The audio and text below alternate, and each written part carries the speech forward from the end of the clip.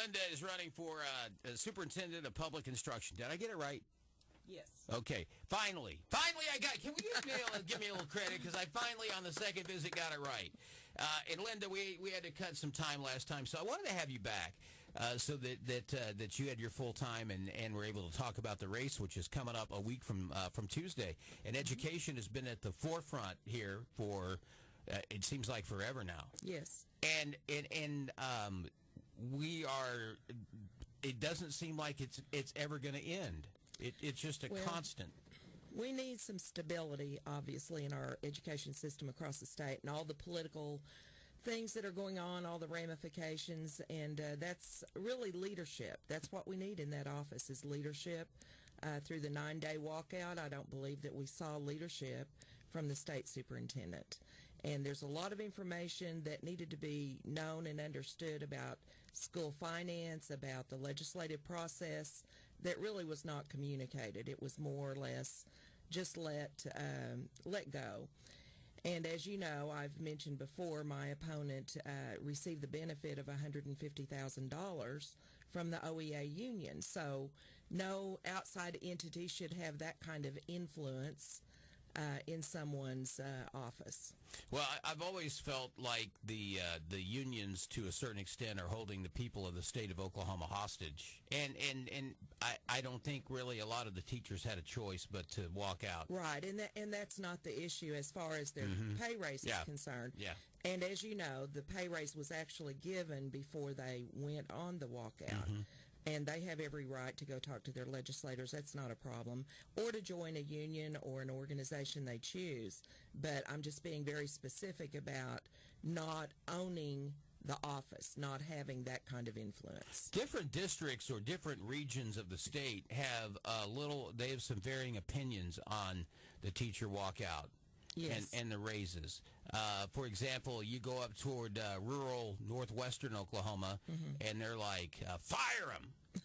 and you come into the city and Tulsa and you know this metro, Tulsa metro, people have a different outlook on it. So you've got different opinions, and it makes it very difficult when you've got all these. You've got regions that feel differently about an issue. So because that means that. Not that you're ever going to make everybody happy, right? But you basically the controversy continues, and I think that we've got to fund classrooms. Okay, we've got to have textbooks that are up to date. Absolutely, which takes money. I see the wave of the future at some point. iPads, I know iPads have been used, tablets have been used in schools, because you've got these things now, and while I still believe in holding an old-fashioned book, you've got tablets now, you've got iPads in which kids can get access to curriculum and reading, and history can be updated, you know, as things happen, like the Kim Jong-un. In today's world, kids can learn about the summit between Kim Jong-un and President Trump. Right. And, of course, you know, we all use internet daily, or I do, you know, hours and hours a day. Right. So there's a place for technology, but for a technology system to replace teachers in the classroom, that's another issue. That's going a step too far. Well, and I'm not, right. That's not what I'm suggesting. I'm suggesting it be a tool for teachers, because if you've got the choice of having a great teacher who's teaching up-to-date stuff on an iPad, being able to keep track of students on a tablet or an iPad or whatever. Exactly. I think that helps teachers. I agree. I don't think we should ever take away the personal relationship that a teacher can have with students, but at the same time, we have so many classrooms that are overcrowded, and a lot of it has to do with illegal immigration and the fact that we're trying to bring in bilingual teachers to take care of that, because you've got kids that are... We have a great expansion. Absolutely. Right. And early childhood as well in Oklahoma has been expanded. And when we look at the budget, we really need to look at where the money is going, because there has been more money put in overall in education, but not directly where it needs to go in some of these places, like the classroom, the teacher's salary. But we've expanded some other areas, and the students that speak Spanish, when they come, do not speak English. Right. Has increased tremendously. We're like 68% in the number of increase in these students who need English, do not have English, as compared to about 24% nationwide. So we have a lot. It's interesting to me because we moved to Texas when I was 6 years old. Oklahoma never left my heart, but we lived in on the Texas coast, and there's a huge Latino population obviously there, closer to the border. Right. I don't remember there being a problem in school with people speaking English, or there needing to be we didn't need bilingual education back when I was in school. Frosty, don't you say a word, okay? Don't you say a word about the fact that I went to school with a buggy and a horse, and had to walk in the wind-driven snow up big mountains. Yeah, it's on the Texas coast. There are no mountains, but there were where I grew up. You were here for the land run. I remember that. I do. I was here for the absolute. I remember it well. Will Rogers was a friend of mine also. But my point is, I think that one size does not fit all with education. Right. And it's very difficult with overcrowded classrooms. Even when I was in school, and you were in school, probably you, Stephen, we had fewer students to teachers, so the student to teacher ratio wasn't nearly as large. Right. But we had teachers that actually knew us and would be able to learn on an individual basis how we learn. Right, and this is one thing that when people talk about administrative cost, consolidation, and some of these issues, we've got a real diversity of school settings across our state. Like you said, we've got 2 big cities, and then we've got a lot of suburban area in around both cities, and then we've got some pretty good sized cities out in Woodward, Enid, Lawton. We've got that, and then we have a lot of rural, that's pretty small, and we get a lot of that one-on-one in the rural area. And some of the ideas about consolidation are not going to work well, because it's going to cost more actually to consolidate some districts than it is to let them stand. But we need to look at administrative costs. So let me ask you this, and we talk about administrative costs, but I think that 520 whatever, I hear varying numbers between 500 and 523 or 24 school districts in Oklahoma with 77 counties. So I do realize in a lot of the rural areas, especially like in Frank Lucas's congressional district, District 3 is a huge part of the state, and Right. most of it is rural and agriculture. I understand that you can't do that because of the distance between school districts and all that. That's not possible. But why can't we take the number of school districts and like in the metro areas and places like that, we larger areas, even like Lawton and Ponca City and areas up in those areas, why can't we consolidate those school districts into counties and kind of do it on a case-by-case basis? Because we're paying millions and millions of dollars on administration and administrative staff members. I mean, there are people, because in 520 some odd school districts, you've got 500 and some odd athletic directors, you've got 500 and some odd superintendents, and you've got 500 and some, they've got their assistants. And I've looked at the charts of the salaries, and they're making some of them, like the superintendent in Tulsa is making an ungodly amount of money. Right. I say we start at the top. In Tulsa, $374,000 to the superintendent, one person. And she has 5,000 administrative staff, support, and administrative staff total. And how many teachers could have gotten a nice raise with that money? Right, and they have less than half that number in the number of teachers. So we've got a real disproportionate financing going on there in Tulsa Public Schools. Of course, they get money from philanthropic, people that give money. There are foundations. There are a lot of federal grants. They work with the Gates Foundation in Tulsa. They're really cutting edge in pushing the technology-driven delivery completely. I've been told in some of the schools next year in Tulsa, maybe all of them, I've been told by several teachers that their principal has said they will be fully online next year with even elementary students.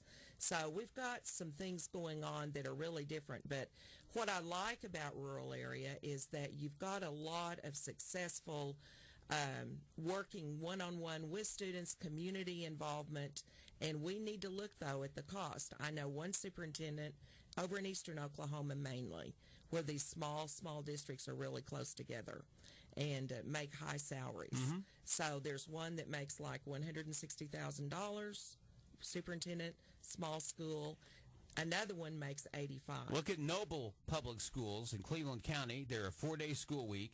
Their superintendent makes well over six figures, over mid six figures, plus whatever incentives and everything else that he gets. They have 4-day school weeks.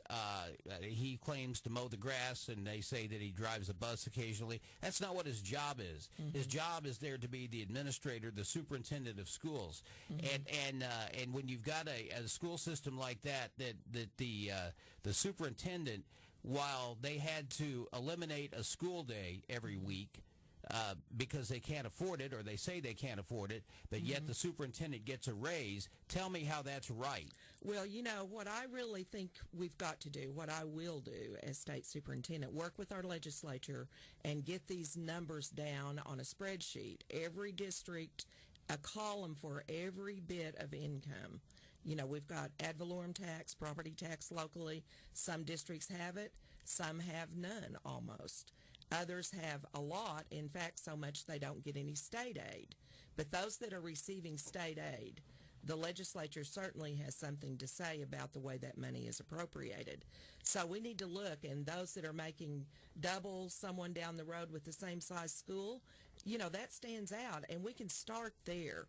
But I think we're going to have to be very specific and clear about what we're doing, because in some cases, I'll just say it this way, one piece of legislation, one size fits all, close all the K-8s that our governor tried to do, does not work, and that's not the way to approach it. So we need to look at it specifically and point out the disparity in spending. What are your thoughts on Lieutenant Governor's proposal about the third grade? And you've got, in order to pass from third to fourth grade, you've got to be able to read on a third grade level and do math on a third grade level before they send you to fourth grade. I think it's a great idea personally, because we keep failing people up. And it does not help the student at all. Well, we're getting a bouncing ball going back and forth between the governor and the state superintendent and what's going on there. Unfortunately, our current state superintendent has given us testing that doesn't even give us the feedback about where a student is having problems with reading or math. It's just a pass or fail system with a nationalized test. Wow. And so getting back to an academic test, and we need to be testing every subject area, yes, that we want to make sure they can pass those levels before we advance them on.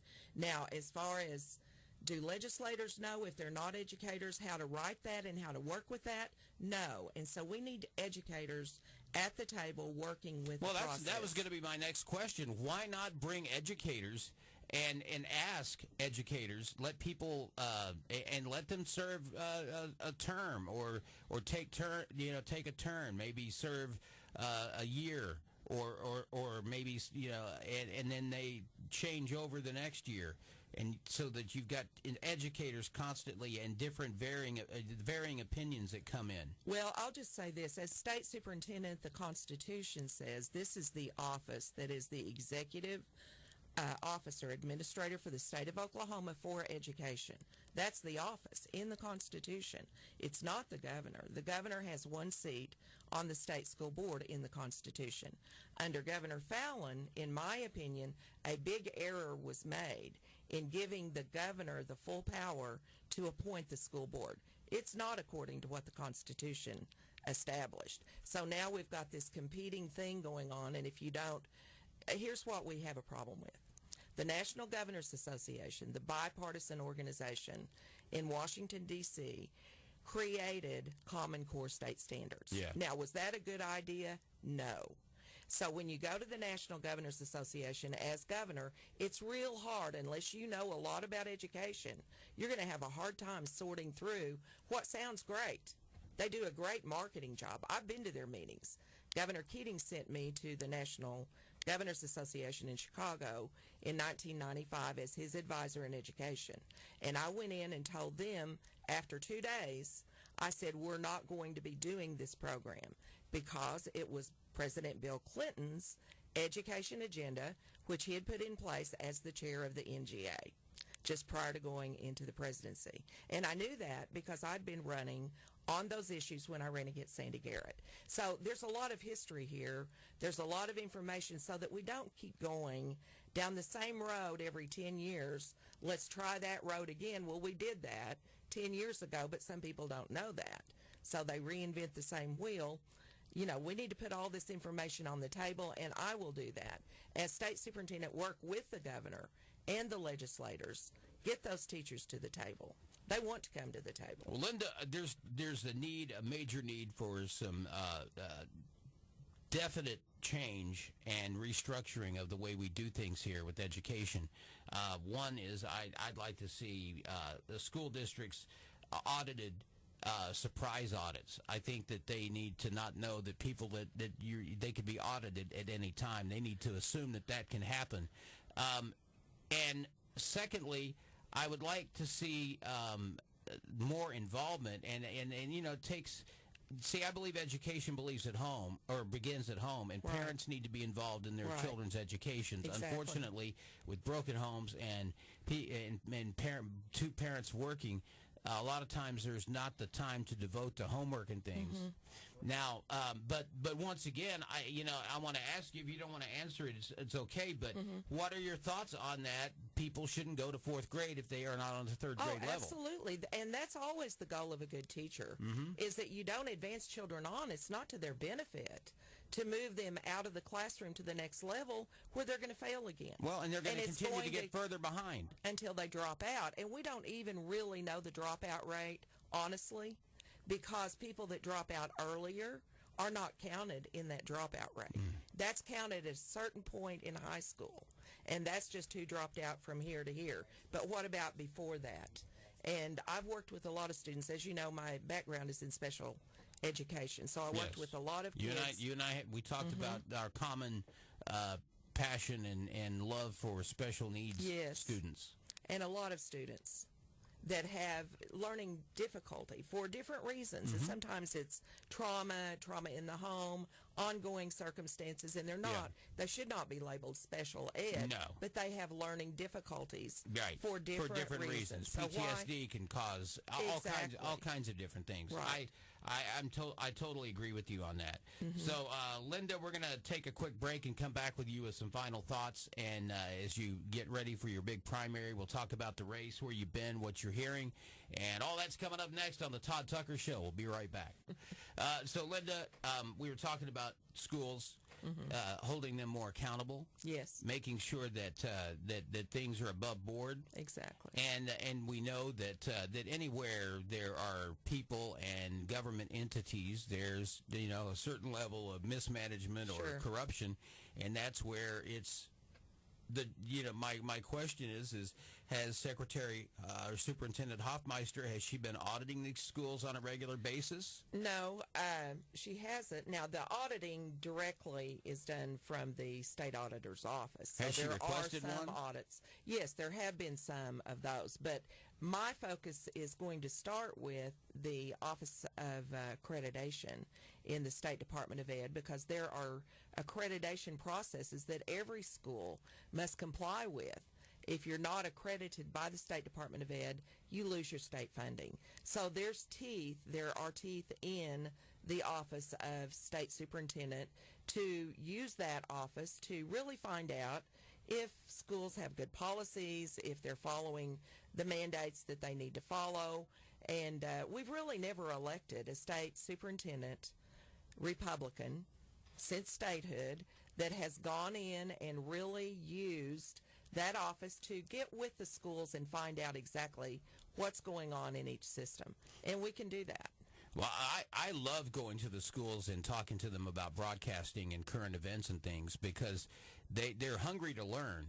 And they want to know, they want to answer questions.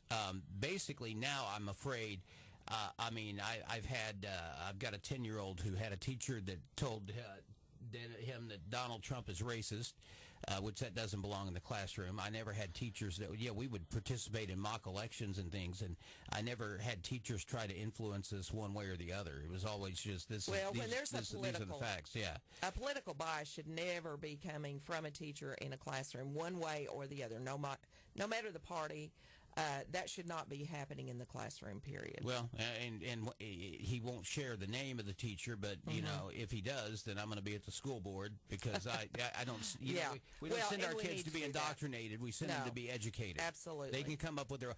Present the facts. Right. Present the facts, and then kids can make up their own mind. Well, that's the whole problem. We want to educate our children so they can think on their own. They can form their own opinions. We need to be able to evaluate information, sort out facts from statements that are just opinions. And when children too young are indoctrinated, as you say, toward a bias, then they're really not thinking. They're just parroting what they've heard. And we should not want that kind of robotic response from our children, regardless of the view.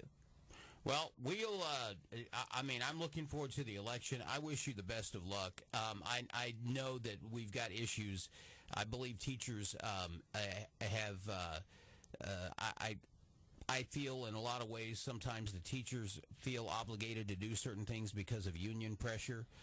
One thing that the president's doing is he's kind of knocking the legs out from under unions. Yes, I agree. Which means that teachers won't be pressured to join unions and to take part in that kind of, because the teachers need to be able to teach kids, and we should be responsible parents and stewards of our state to make sure that our kids get the best education that they can anywhere in the world. It can be found anywhere in the world. Yes, and I totally agree with the direction that President Trump states about local control, stopping the Common Core, which has really insidiously continued to work its way through in some of our schools in Oklahoma. And we can work with this from the State Department of Ed and work with President Trump, the Federal Department of Education, which really should never have existed in the first place. And I know that he knows that and agrees with that. So we need to go in that direction. The plan that Joy Hofmeister has developed is not that direction. It's all nationalized control of our testing and giving it over to the Federal Department of Education. It's absolutely the wrong direction. Gotcha. Linda Murphy running for State Superintendent for Public Instruction. I'm looking forward to having you back, calling you. It'll be a lot easier to be able to say Madam Superintendent than it is to go through the Superintendent of Public Education. Yeah. Yes. So I'm looking forward to that. But I'm glad you came in, and I appreciate the fact that you've got the willingness to serve. I know it's very difficult. Campaigns can be dirty. They can be tiring. But you're doing it because you care and because you want to see our kids have the best education possible. Yes. And so thank you. God bless you in your journey, and I look forward to having you back. And the next time could be I call you superintendent. That would be All great. Right. Okay. Linda Murphy, my friend, I appreciate you. The Tod Tucker Show is on KOKC. We're going to take a break, and we'll be back right after this.